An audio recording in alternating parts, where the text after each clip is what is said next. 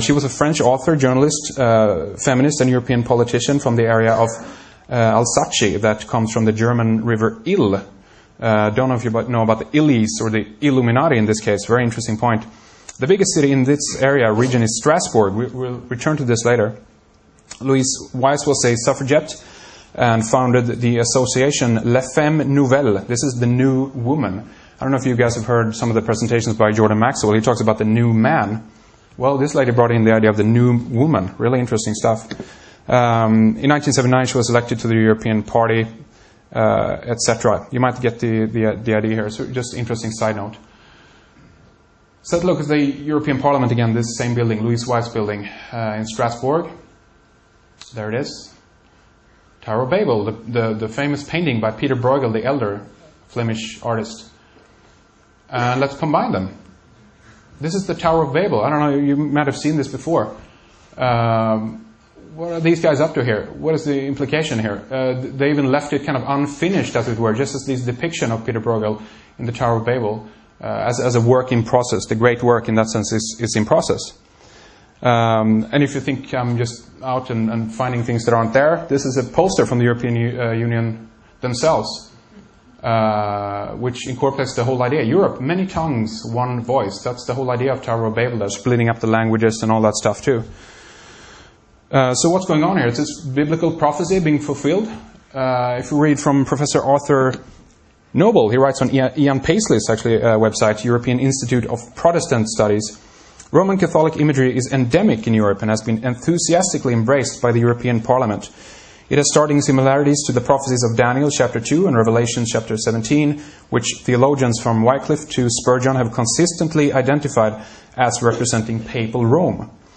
They depict a latter-day political union which in its final form will consist of 10 nations or groups of nations dominated by a power which sits upon 7 hills, Rome. This vision is of a great whore riding the beast with 7 heads and 10 horns and bearing the name Mystery, Babylon the Great, the mother harlots and abominations of the earth. Today this prophecy is being fulfilled before our very eyes. Europe is Vatican-inspired and Vatican-controlled. This is what I call, in that sense, the Armageddon program. It's part of the Apocalypse program. I personally don't believe that it's prophecy being fulfilled. I think it's the blueprint, if you will, of the Bible that is being implemented here. They're using these symbols and powerful messages to some way to bring these things in. In some cases, there might even be people out there who are anticipating this because of the consequence, the return of Jesus and all that stuff too. So they're using these potent and powerful symbols to portray this. Strasbourg, as we mentioned before, the head of the European Parliament, Louise Weiss building. Interesting design, by the way, similarity. The seat of the Council of Europe, which is is here. Eurocorps, the new army that is being built up as well. Strasbourg overall is very important. In Fire in the Minds of Men by James H. Billington, he discusses how the revolutionary movement basically started and has its roots in Strasbourg, actually. And that's why I think they placed the buildings here as well. It was an imperial city important to the Carolingian Empire and was the center of humanist scholarship and early book printing in the Holy Roman Empire. A lot of things to say about Strasbourg overall. At one point, even the spire of the cathedral in Strasbourg was replaced by a Phrygian cap, or a tin Phrygian cap was placed on top of it, for those who know the symbolism of the Phrygian cap. There it is up there, in case you didn't know that. And it dovetails with the revolutionary movement, the Age of Enlightenment. The woman again, look at that. That's the image, the famous image from, who was it now again here? Lacroix, I think, has painted this. Liberty leading the people. She's bare-breasted again, like the Minoan goddess statuette. In her arms, she holds a flag and a gun, or rifle, instead of the 2 snakes. But very similar. She's wearing the Phrygian cap as well. Look at the socialist symbol here, or communist symbol. The Roman olive branches behind, the 5-pointed star of Lucifer, in that sense, that we talked about before, and the white hand getting ready to clutch the torch of enlightenment, as it were, in that sense. We're talking about the Illuminati here in one sense. Although he set up shop in Bavaria, I think that a lot of the ideas that he got stems from Strasbourg, actually. So much to say, but we'll move on for now. The All-Seeing Europe.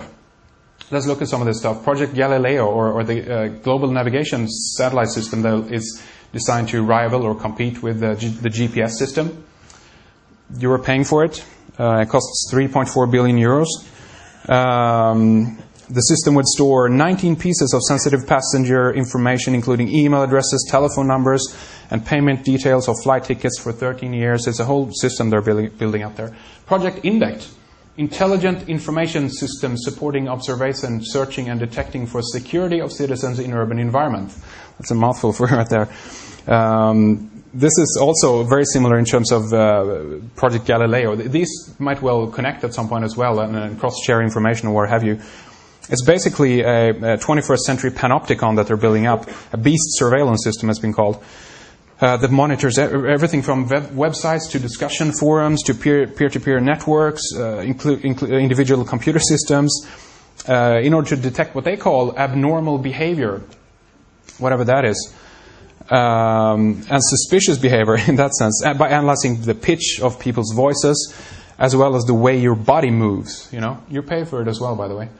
Here's European Audiovisual Observatory, the all-seeing eye, the Concilium, or the Council of the European Union. And these guys are the real guys in charge in that sense. Forget about the Parliament, the European Parliament, even the European Commission in that sense. The Council of Europe, European Union, they're really in charge. Side note, very interesting, the all-seeing euro. Look at this. This is the euro, the schematics, the maths, the alignment stuff. Turn it on its sides, and we can actually see incorporated into the design of it, if you will, a pyramid with a capstone slightly removed in that sense. If we supplant the image with a true schematic of the Great Pyramid, don't know if you can see that properly, but right there, where the circle ends right there, is the shafts leading from the King's Chamber. Dovetails right with the inner circle, as it were, of the euro. And just in case you didn't have enough, Europe and You in 2007, snapshot of EU achievements. Let's go into a little bit more in detail in terms of the hidden roots then of the European Union and talk about some of the history and historical unification attempts in the past. I would put in Alexander the Great here as well. He moved his empire, so to speak, a little bit more towards the east, but anyway, he spearheaded a lot of this stuff as well. The Roman Republic and later the Roman Empire eventually splits up into the Western Roman Empire and the Byzantine Empire. Keep an eye on the double-headed eagle there as well, by the way. And then we have the Merovingian dynasty, the Frankish Empire, later turned into the Carolingian Empire. This is the expansion then specifically during the Frankish Empire, as it were. Then we have the Holy Roman Empire. This is known as the First Reich. The double-headed eagle is back there. The First French Empire, or Napoleon's Empire, the eagle. Austro-Hungarian Empire, or House of Habsburg, comes up. The double-headed eagle is there again. The Second Reich, German Empire. You have National Socialism then. The Third Reich popping up on the scene. Nazi Germany. Then we have the United States of Europe, or the European Union, what I call the New Holy Roman Empire in that sense. And I put the inception date to 1923, around that time. We'll look at that more in detail later on. Let's see if we can get some audio on this as well, because I'm going to play a quick clip here as well.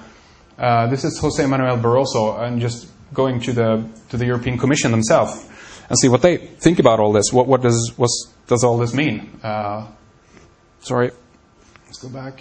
There we go. See if we can click on this. Sometimes I like to compare the European Union as a creation to the organization of empires. The empires.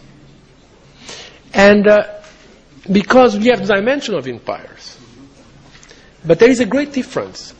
The empires were usually made through force, with a center that was imposing a diktat, a will on the others. And now we have what some authors call the first non-imperial empire. We have, by dimension, 27 countries that freely decided to work together to pool their sovereignties, if you want to use that concept of sovereignty, and work together to add value. I believe it's a great construction, and we should be proud of it. At least we in the Commission are proud. I'm sure they are. I'm sure they're very proud. Sounds lovely in one way at the end there, but at the same time, I think that they are, creating a kind of a European monoculture in that sense. He's talking about sovereignty here. This will obviously prove itself in history if it's true or not, But they're in one way eroding nationalities in that sense. If that's good or bad, that's up to you, obviously. But it's just interesting to hear what they say about it themselves, what the European Union is. And so, who is, in that sense, José Manuel Barroso He's a former head of actually the Maoist student